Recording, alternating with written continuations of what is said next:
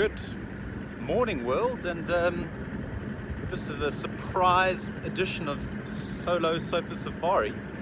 I was actually just sitting down to edit the last episodes and turned on the radio to see what was going on out there, and the first update was one I was not expecting. Not the pangolin, but something almost as rare. They have made 2 appearances on our Sofa Safari series so far, but I don't believe this couple of animals, so stick around. Let's go see what was called in. I don't think I'm getting very far with that amount of fuel left, so I should probably stop off and add some diesel. Okay, before you have a pinch of disappointment, this is not why we've come out, but when you just leave camp and you have 5 buffaloes standing on your fire break, I guess it pays to stop and watch them. Last week with some of our guests returning, we actually had some really nice buffalo sightings. We had a big herd of about 300 that was hanging around. These Duggar boys that have been around camp still persist here. It was nice to have a big proper breeding herd, but 4 of them, 5 of them maybe, 4.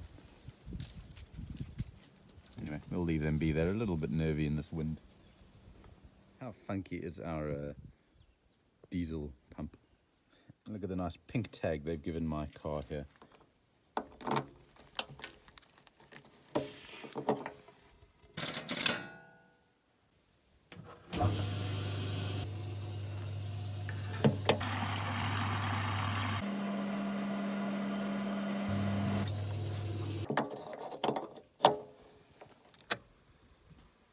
And we're off again, so let's carry on. Some impalas, big herd of impalas and guinea fowl leaving our waterhole here.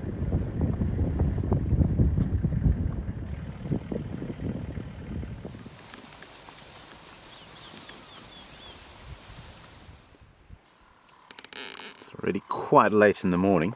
It should almost be the time that we would be heading back to camp. Only start heading back to camp, and I'm only starting the drive now. But always a good time for these waterholes to start producing is late in the morning.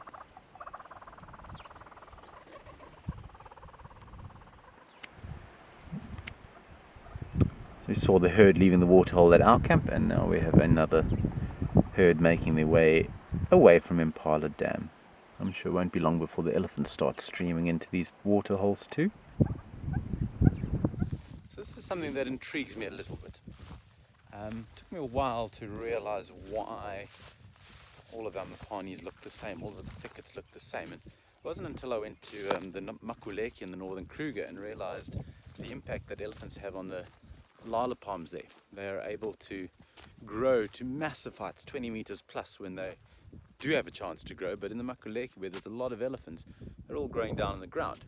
That made me suddenly realize why.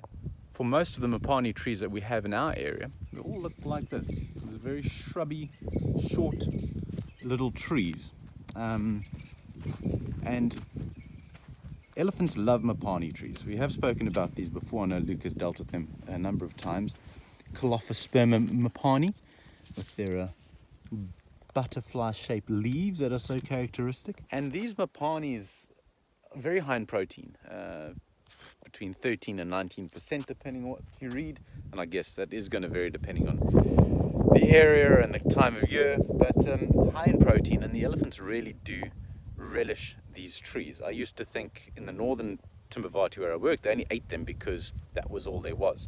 Subsequently to moving down in the south where we don't get a lot of Mopane, just these odd little thickets, I've realized how much elephants actually enjoy them, because they'll march straight past trees that I thought were good, nutritious trees in favor of these little Mopane thickets. And they end up taking their toll. It's by breaking down the branches. So as they get to a certain height, the elephants will snap the branch down, and this results in a very monotonous and homogeneous size of Mopane trees growing in these thickets. They're all about elephant feeding height. But that's not why I've stopped here. Why I've stopped here is to look at this one Mopane tree. That massive thing there, that is also Mopane, towering above these other ones. What on earth allowed that one to grow without being destroyed by elephants, when every other single tree around it has been cropped down to the same height. But yeah, there are certain stands, particularly up in Zimbabwe, we call it Cathedral Mopane, where you get forests of these tall Mopane trees. But we don't find a lot in our concession, but northern Timbavati, where Mopane is far more evident, then obviously elephants can't eat them all, so these big Mopane trees do actually start growing. It's an indication of how little else grows in these Mopane thickets. Even the grass is pretty scarce. But these leaves, when they fall down, they release chemicals, alleliopaths, that inhibit the formation of other growing parts of plants. So they encourage the growth of Mopane, but discourage the growth of everything else. And that is why they take over in the areas where they do occur. There's actually another thicket on the other side of the road, and there's a possibly equally big Mopane tree who has survived out of that thicket. So you can see it's not a once-off occurrence, but it does, as I say, just intrigue me how, bearing in mind that every other tree has been smashed and can't get above a certain height, you have individuals like this behind me that do make it. Anyway, we're still not at our sighting. I'm sure there will be some of you who recognize those patterns on the feathers here. This is from a helmeted guinea fowl that I'm assuming met its end somewhere here. Probably caught by a bird of prey, one of our larger eagles, possibly even a rose eagle owl at night. Got fed upon, and as the feathers were being plucked, this one blew off and landed in a raisin bush. Get my point once again. Isolated block of Mopane, but all of them cropped down to their size. No lucky individuals amongst these ones. A tall tree, you do see there's a leadwood and a marula.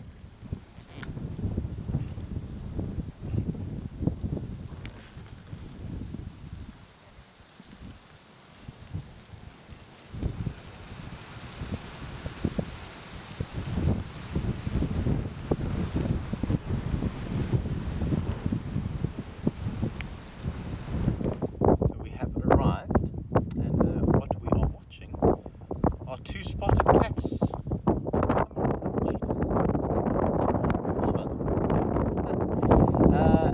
Yeah, the rarity of the Timbavati, in fact, rarity in general of the Kruger Park, as I've said before. Official counts vary between 150 and 250 individuals within the entire Kruger Park system, with the majority favouring the open plains of central, eastern and southern Kruger. So to get them wandering through here is always a treat. But that being said, this lockdown, I've had more cheetah sightings than I've probably had in the last 3-4 years here in the Timbavati, so it is very, very encouraging. First 2 years at Tundatula, with all the game drives out every day, I had 2 sightings. That's not to say that those are the only ones. The curse of Chad means that the majority of the cheetah sightings took place when I was on leave or not on drive. So there were several sightings a year, but during this lockdown, with far fewer cars, I've had, this is now my 5th sighting of cheetah. 3 on solo surface safaris, 1 on the main road going out to the reserve, which actually holds 5 cheetahs, and then 1 up when I had a little break a little further north in the reserve. So yeah, it's proved a fruitful few months for cheetahs by my normal standards, but always a treat to have them. I'll have to check the photos to see if these are the same 2 brothers that showed themselves in the very early days of Surface Safari. But I know about a month ago we were operating out on the Kruger boundary and found very, very fresh tracks for 2 male cheetahs, but we were on the search for the Maimbula pride, so we didn't give them too much attention. The next day the trackers were out again, still following up the Maimbula pride, and quite a few kilometers further west they saw vultures dropping down. Went to go check there, hoping that the lions had a kill, and found that it was actually the 2 cheetahs that had killed the wildebeest. They had already kind of abandoned it, eaten what they could and abandoned it. Probably with the arrival of the vultures, they didn't want to be hanging around because they knew that the camels bring in hyenas, potentially lions, leopards, things that they don't want to stand up and compete against, and they moved off. And that was just under a month ago. So this may be the same pair of brothers that are coming back. Maybe just walked a clockwise circle through the reserve. But yeah, let's see. We're right on the western boundary of the main part of our concession, very close to the turn-off to Tandatula from the tar road. They did come in from the tar road this morning, so from the Klaseri side. So we'll have to just wait and see how long they actually end up staying around for. They're going to carry on east back towards the open areas of our eastern section. Don't look to be covered in blood, but bellies are relatively full. So yeah, I don't know if they're going to do much besides jump from shady spot to shady spot today. But we got time. It is late in the morning, but it's a good time for cheetahs to be active, as we've said before. They like to be active when there are fewer risks of bumping into other predators. So this time of day, the lions are fast asleep, many leopards are retiring, hyena activity is going to be quite low. So should these cheetahs have success in making kills, the chances of losing out to other predators and scavengers are much lower than they would be if you're hunting first thing in the morning, late in the evening. That's not to say that cheetahs are not active first thing in the morning, late in the evening, but they are a predator that has adapted their behavior to be far more active during the daytimes than at night, just as a way of reducing competition.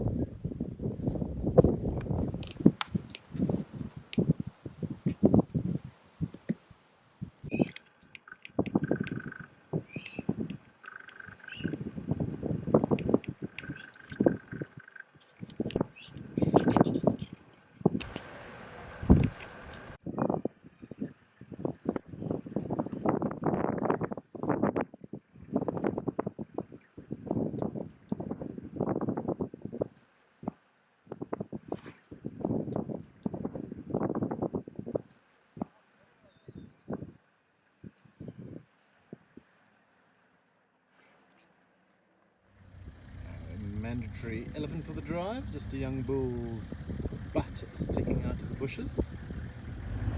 And that as we start making our way back to camp after a real treat.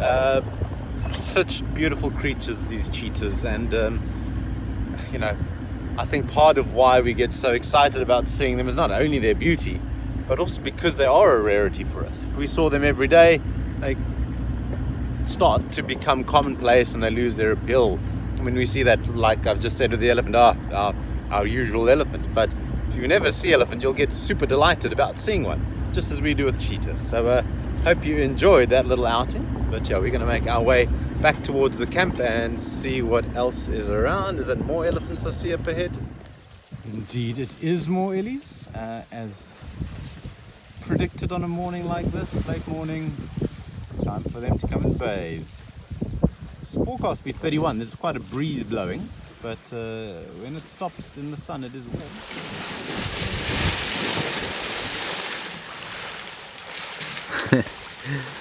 I feel sorry for those elephants trying to drink in this, because your drinking water just turned to mud. But in fairness, I think they've probably come here not for drinking purposes, but for muddying themselves up. Little calf in the water. How cute is that little guy? His mum wanted a drink. Oh, getting stuck in. So his mum wanted a splash. He hasn't got a choice. He's getting covered in mud. He just followed her in and now is absolutely soaked.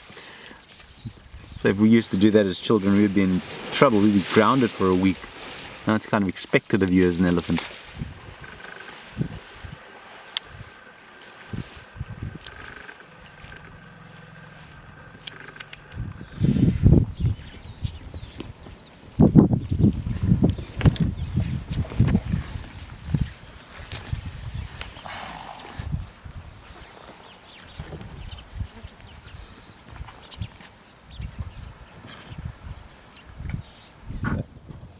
some members of the herd are lathered up in mud, and matriarch has decided it is time to go. So I'll show you how fleeting these moments in the bush are. 5 minutes early, 5 minutes late, and you completely miss it.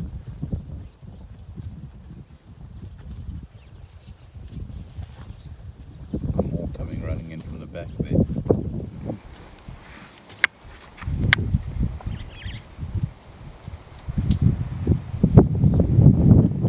Just double checking, I know Scotch had found the river pride here on our access road as well, not far from Safari Camp, but I don't see anything on the track that he went in on. So we're heading out this afternoon to see if we can find those lions again. Maybe the cheetahs are still around. Brought my trusty aide, she is ready to spot things. Hi! Okay, so it wasn't actually easy, even when I knew where to look. They were not showing themselves, and Monique was commenting how this is not a great time of year to look for lions because their coats blend in so well to the environment. So we've got Mom and the cub there. Mom's actually looking very empty-bellied. Looks like they could do with a meal. Big female hiding right behind this bush. So yeah, See an ear twitching from time to time. they're still very lazy and probably won't get up for quite a while. But they're looking very empty-bellied, and I think they're going to go hunt tonight, so that's my knowledge. It's great knowledge. I welcome. wonder where you got it from. I know, it's crazy. Sometimes it is literally just the flick of the ear that lets you know that they're there. Because away from that, they just blend in so well.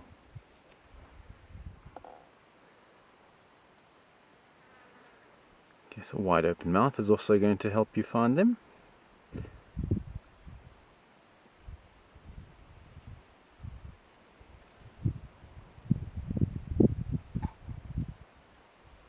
She may get up now after a few yawns.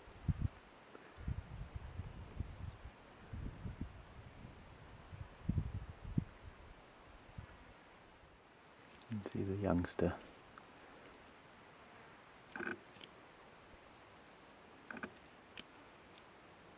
Not much life. Well, no, there is life. They're just doing what lions do. They're sleeping. So I'm sure once it gets a little cooler this afternoon, they'll head off for a much-needed hunt.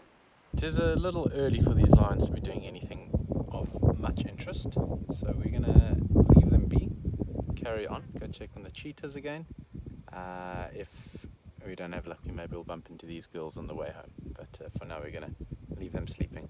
You think that's a good idea? I think that's a very good idea. Excellent. You're going to find us cheetah? I will try my best. Okay, let's hope your best We'll is see. awesome. We now have some large heffalumps that are wanting to come and make acquaintance with Monique. She's still smiling for now. We'll see how long Wait till that they get closer. see how long this lasts. Back in the area where the cheetahs had been, they've moved. I'm just going to have a little look around, see if we can find any sign. A lone hippo bull here at Reflection Dam, just as the sun is setting. Slowly starting to stir, a squirrel chattering in the background. Maybe imagination, maybe something there. But no joy with the cheetahs this afternoon.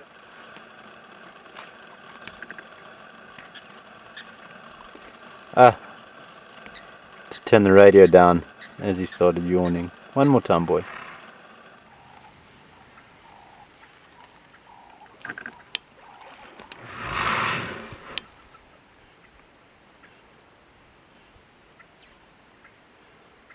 You get a better idea of how large they are when they stand up like that.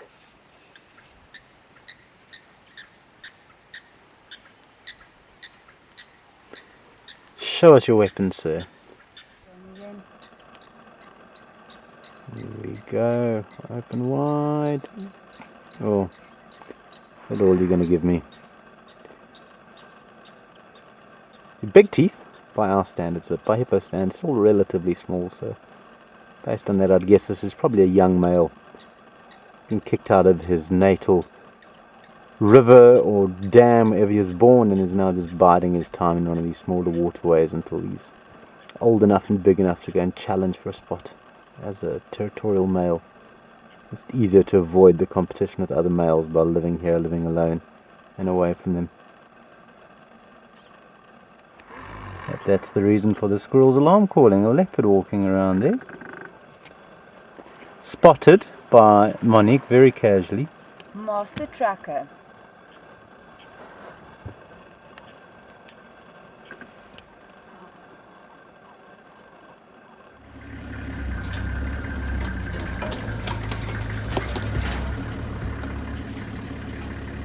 Probably Marula Junior, but let's get her on the other side. So while looking for her, we've bumped into these buffaloes in the same thicket she was walking into.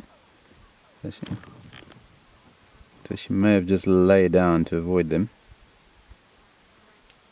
She was not far away from us, so let's sneak round. Had to stop to look at the buffalo. She's carrying and walking through now.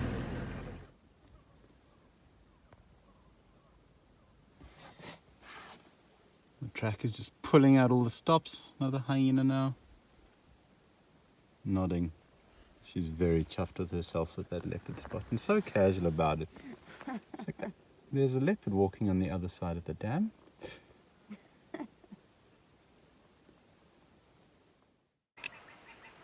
Coming back past the dam after losing the leopard, and some ellies have arrived.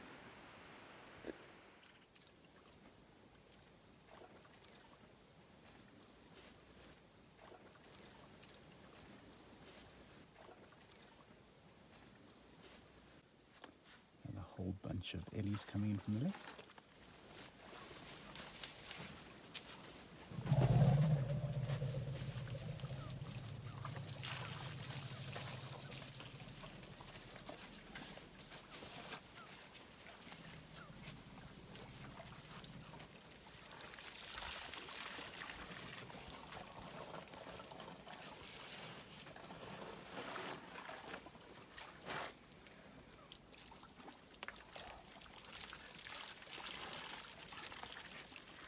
Now he wants to show off. Look at that.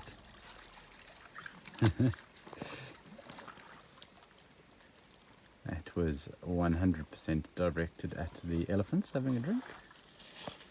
As you can see from their behavior, they're not too fussed by that.